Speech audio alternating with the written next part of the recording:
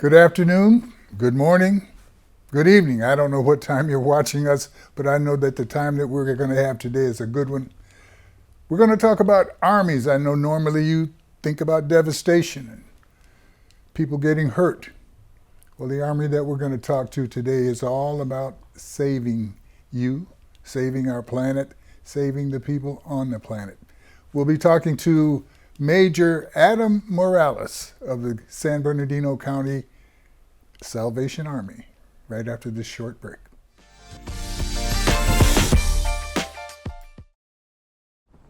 Substance use disorder and addiction is so isolating. And so, as a Black woman in recovery, hope must be loud. It grows louder when you ask for help and you're vulnerable. It is the thread that lets you know that no matter what happens, you will be okay. Junior.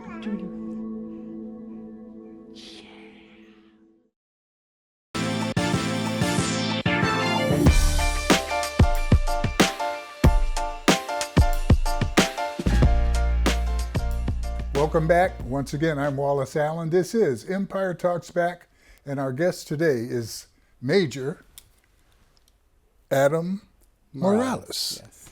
San Bernardino County Salvation Army. How are you today, sir? I'm doing well, Wallace. Thank you for having me today. Most of my guests, I let them get away with saying I'm doing well, but in your case, you're doing good as well as doing well. Tell us about some of the good things, or tell us about the Salvation Army and what it's all about. Who is the Salvation Army? Well, I like that you mentioned armies to start with, and the Salvation Army is the second largest army in the world. But we don't have guns. We are first and foremost a church, a Protestant church, and all the officers in the Salvation Army are pastors. We've gone to the Salvation Army Seminary, and then we are appointed to wherever the Salvation Army wants us to serve. And you are here in San Bernardino, and you come from a place not that far away in order to come to San Bernardino. I wish we had enough time to talk about the extensive service you've done outside of this country, but we're going to restrict our conversation today to the United States. Yes, Wallace, I was appointed here to San Bernardino in July of just last year, 2025. And before that, I was in Pasadena for 6 years, and I ran the Salvation Army's drug and alcohol rehabilitation there. I noticed that when you were appointed to San Bernardino, you were not appointed alone. You're right. My wife was also appointed here. She is also a Salvation Army officer. And in Salvation Army, we have a quirky little thing where if you are married to another Salvation Army officer, another pastor in the Salvation Army, and you serve in ministry together. That's very, I guess, comfortable for you, and should be example setting, I guess, for the people that you're serving. It's wonderful, actually, Yeah. because we get to serve together. We have the same mission together in life, and I get to spend all day with the woman I love. That's My best friend. We have offices right next to each other. Sometimes we even share the same office, and so it's wonderful to spend truly life together.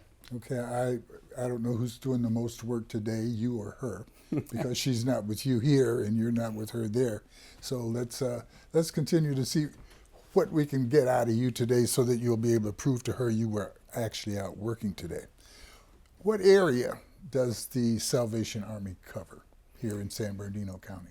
I mean, it's the biggest county in the world, It's so the biggest it's county. a kind of a Yes. legitimate question.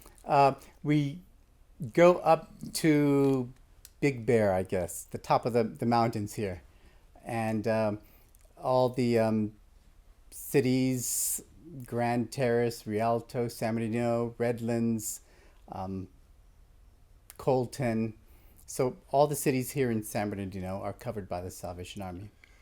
How does that strike you in terms of the service in the comparison to working in Pasadena, for instance? Size-wise, in terms of just general location and having to get out to serve those places? It's kind of different because I ran the drug and alcohol rehab, and that has a larger service area. It included all of I guess San Gabriel Valley, but people would come from all over. Say someone needed addiction help, and it's best to leave their neighborhood. So we would often get people from San Bernardino in our Pasadena area. Okay, so area-wise, the width of the area, the depth of San Bernardino County, do you generally go out and serve? Do people come to your units? You have 3 units here locally. Right. We have my office and our church in Redlands, and that is also our food pantry. It's also the showers for homeless. We also do our utility assistance out of that office. We do our Christmas assistance, helping thousands of kids have toys at Christmas. So we do a lot of that office. We also have a shelter in San Bernardino on 10th Street and just west of the freeway, the 215. And that is a shelter for families. Okay. Of any shape, mom, dad, mom, grandpas, grandma, whatever your family is, with children, then that's a shelter for you. And you can stay up to 2 years there. 2 years, 3 months actually, because the first 90 days is just a emergency shelter. Okay. And then if you want to continue with the program, you can stay another two years there. And it's also a shelter for single women there. Okay. And then we also have another facility we call Path to Prosperity. And it is also in San Bernardino over on 5th Street, right behind 5th Street, Spruce Street. And it is a sober living. So men who have graduated the Salvation Army's drug and alcohol program can move into that, and they can stay there for 2 years to continue building their foundation in sobriety. And then we also have a San Bernardino drug and alcohol center over on Doolittle Street, near Doolittle and Mill. And You do a lot over on Doolittle. Yeah. Okay. And they have 125 bed facility for people who want to transform their lives, get out of the addiction. Are you facing empty beds and empty spaces at any point, or are we filled up most of the time? Generally, they keep filled. I think we just had 2 families move out of the family shelter, which is what we want. They stayed there, they do the program, they save up their money, and they moved into a new low-income housing facility in Redlands. I would imagine that your organization helped them find that place. Absolutely, Okay. absolutely. So how does that service kind of wrap itself around? How many people are you able to serve every year?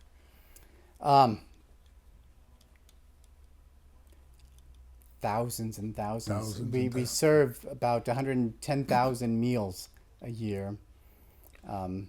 So there are people to go with each of those meals. So it's 110,000. I would imagine that many of your clients, that you have a diverse collection or group of people that you serve. What is the general client that you serve, the individuals? We talked about the men. Do you serve individual women, or is it a... In San Bernardino, we serve individual women in our shelter. Okay. We also have a community meal each evening at our shelter. So we have people who live in the shelter, but then each evening 100, 120 people come to the shelter for a free meal. Oh, okay. Those are seniors, they're homeless, not particularly homeless seniors, but seniors come, and also homeless people come to that meal, and that's each night at the shelter. And then also our drug and alcohol rehab. The center in San Bernardino doesn't take women, but we would send them to our Pasadena center or our Anaheim Center that So do you serve support them women. with referrals, if not direct service. Right. Excellent. So general wraparound as we talk about these families, for instance, uh, what what qualifies them to come in? What is the procedure that they go through? And once they're there, what is the general program to help them improve their lives that you provide?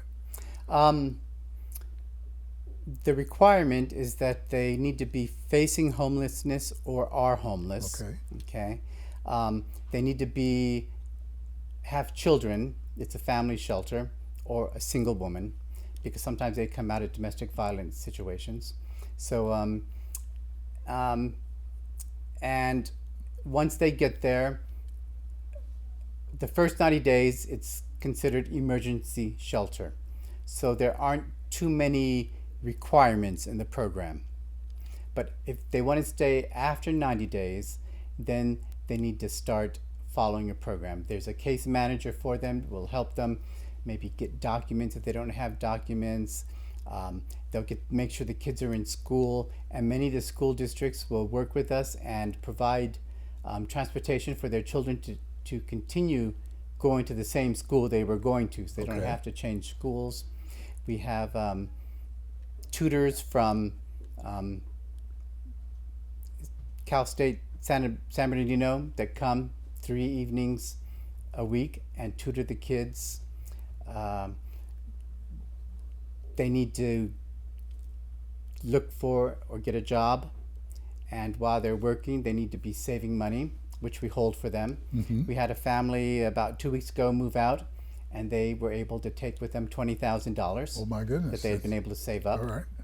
And so we work with them. We have budgeting classes, we have financial classes, we have parenting classes, all sorts of things just to help them do better back in the world again. And the people who supply that information or those classes are volunteers, and where do we get them from? Oh, just kind people who volunteer their services. People who come, and we have an advisory board with the Salvation Army. Well-known individuals, well-connected individuals in the community, and they use their expertise to help and guide the Salvation Army and help us find people to meet the needs. In terms of volunteering and donating, how do people do that, and what types of donations do you take? We take all sorts of donations. Money's always good. Always good. Always good, but especially for the family shelter, clothing. Sometimes people come without clothing, especially the single women. Children's clothing is always very helpful. School supplies for them, even toys, because some people, the children come and they don't have any toys with them at all. Right. Food. Food is always good. So we can donate food, we can Yeah. donate clothing, we could donate appliances, Yeah. money. Probably not appliances yet. Okay. There's hygiene, Yes. shampoos, soaps, and those things are always good. Always need those things. Do you guys take cars? If We do take cars, but there's a number to call, and most people know about the Salvation Army thrift stores. yes. The only reason we have thrift stores is because the profit from the thrift stores funds our drug and alcohol rehab centers. And that allows men and women to go to our centers and stay for 6 months to a year at no cost. Okay. That's the only reason why we have the thrift stores, to provide for the drug and alcohol centers. Now, with your daily meals and people spending the night, how many beds do you have? How many people actually spend the night under your At guidelines here? our family shelter, there are 94 beds, and about 50 of those would be children. And at our Path to Prosperity Sober Living, we have 32 beds there. And at our drug and alcohol rehab, we have 125 beds. Very good. That's amazing. And do you think that's enough? Do we need more? What do we? We're in the process Yes. of searching I mean, for new when you get the property. reputation for being as helpful as your reputation says you are, I would expect that many people are referring folks to you, and that may sometimes actually surprise you with a few more people than you're expecting, Right. maybe overload you. How do you deal with those times when you are swamped? Well, we also have a rapid rehousing program. And so if someone needs to come into the shelter and we don't have space for them yet, then we can put them up in a motel and keep them there if we know a spot is opening up soon. Because remember, part of our program is a emergency shelter. So some families just need temporary shelter while they find something else for them to go to. And so spots open up, and, we know things are going to open up in a week or two, and we can, get someone off the street or prevent them from going on the street by placing them in a motel. We're going to take a temporary shelter ourselves right now and take a short break. And when we come back, we're going to explore your past a little bit and see where you get this fervor and dedication to the work that you're doing. And you've had some experiences that make you see the United States and what we have to offer a little bit different than most people because of your experience. We're going to get a chance to talk about that too. This is Empire Talks Back. I'm Wallace Allen. Take a short break. We'll be right back. You know you don't have to wear your PT gear anymore, right? It's comfortable. So how's civilian life treating you? It's fine. When I got out, I didn't want to admit that there was anything wrong because I felt like a failure. And then I realized, there's nothing to be ashamed of. So I started talking to someone. Maybe you are fine, but if you're not, it's okay. Thank you. If you or a veteran you know needs support, don't wait. Reach out. Find resources at va.gov/reach.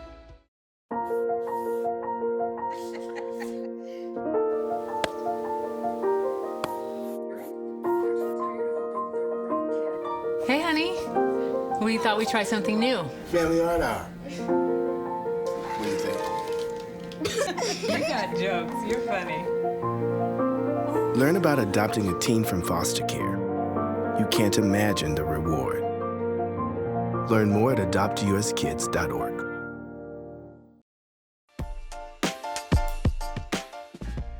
We're back. I'm Wallace Allen. Today's guest, Major Adam Morales, the San Bernardino County Salvation Army. Major Morales, you've been pretty much around the world, in Europe specifically, serving the Salvation Army. And as you come back to the United States, in our earlier conversation, we noted that as bad as things are, they're nowhere near as bad as some of the places that you've been. Based on that, how do you determine when you've been successful here in the United States with the work that you're doing? Because it's not easy to determine what's successful for someone else's needs, but that's your business. So how do you do that? Well, first of all, I tell everyone possible that the United States is the best country in the world. We have the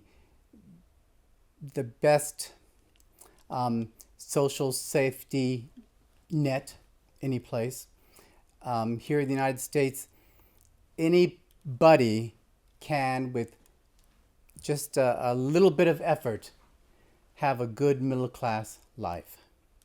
Here, anyone can go to college if they want to and get a decent job.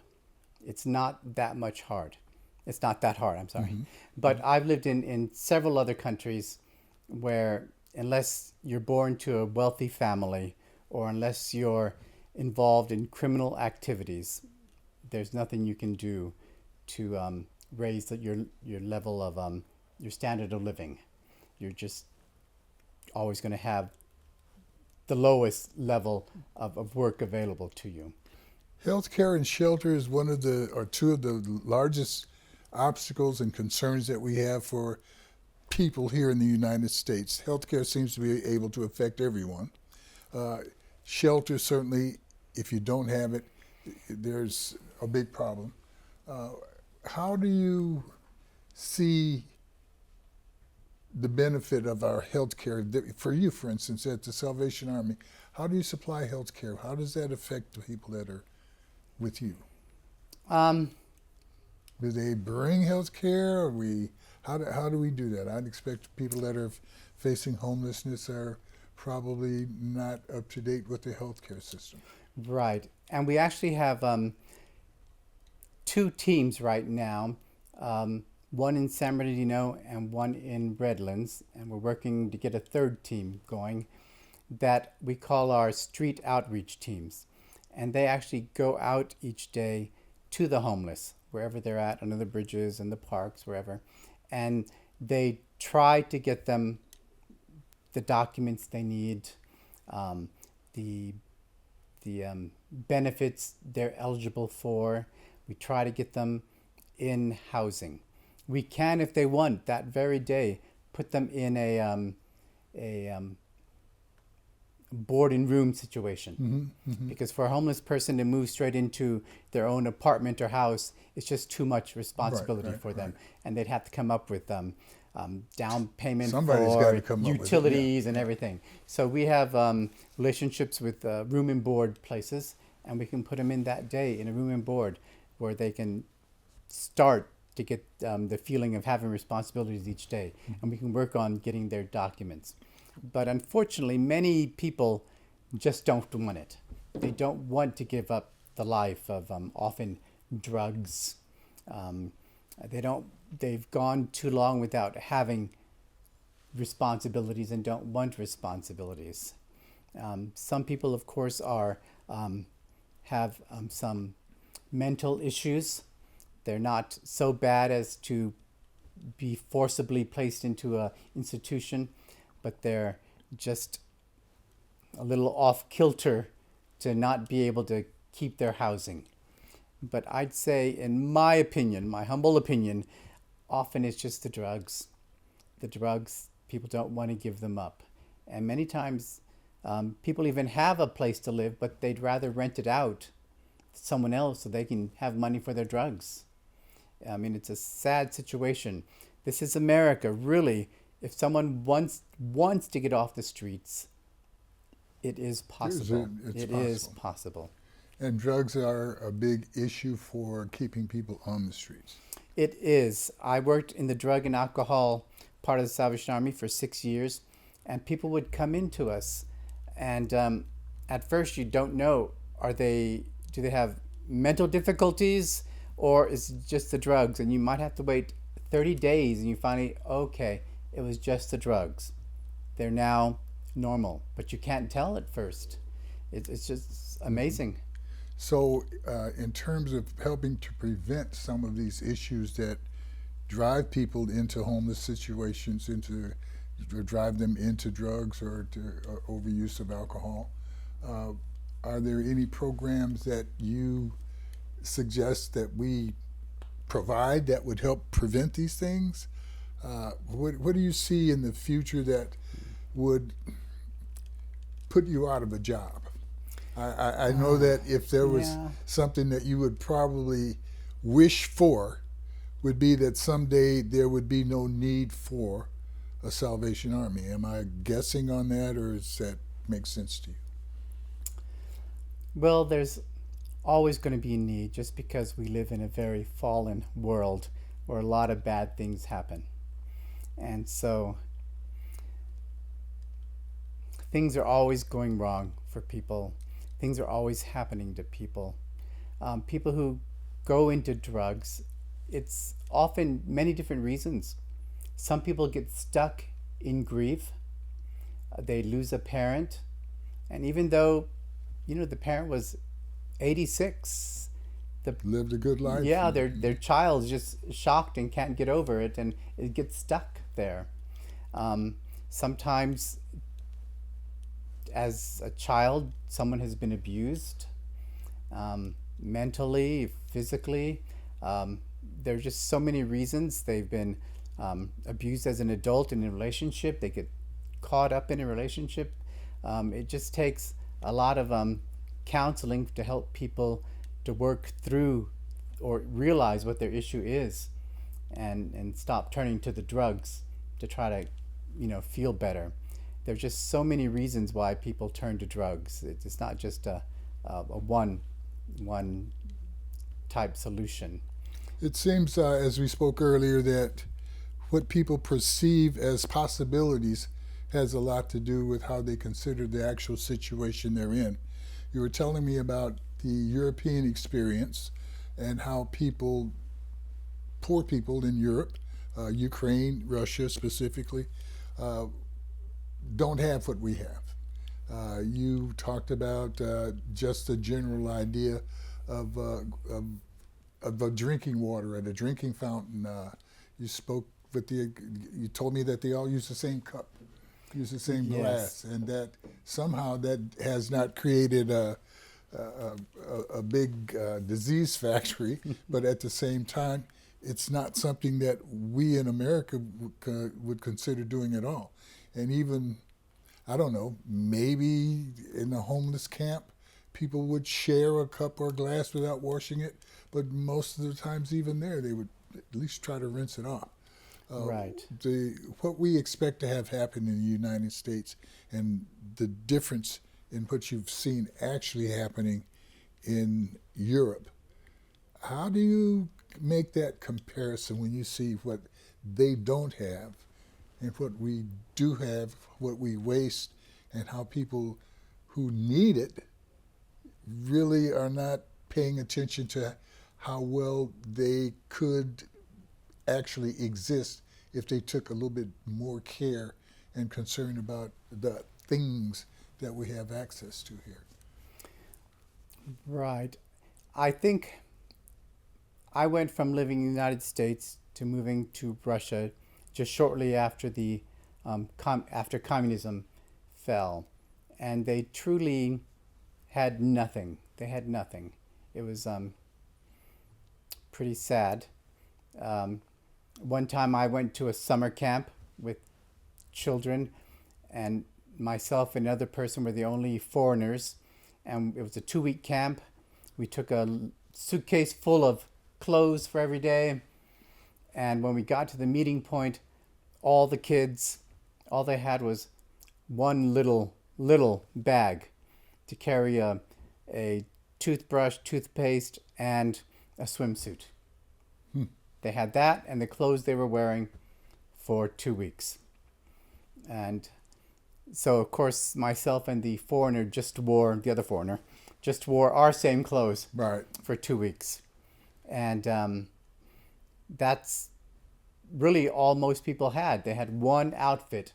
They wore it to work every day, the same outfit every day. Did you experience a problem with drugs and alcohol there to the extent we see it here? Their alcoholism was very, very bad. Vodka was cheaper than orange juice and milk. I saw people lying dead on the streets. They didn't seem to have the bars that we had. They would drink at a little kiosk, get drunk, and fall over, black out on the snow, and they would freeze to death there. So I saw ambulances come and pick up the body and realize, they're dead, and just drop them back off in the gutter.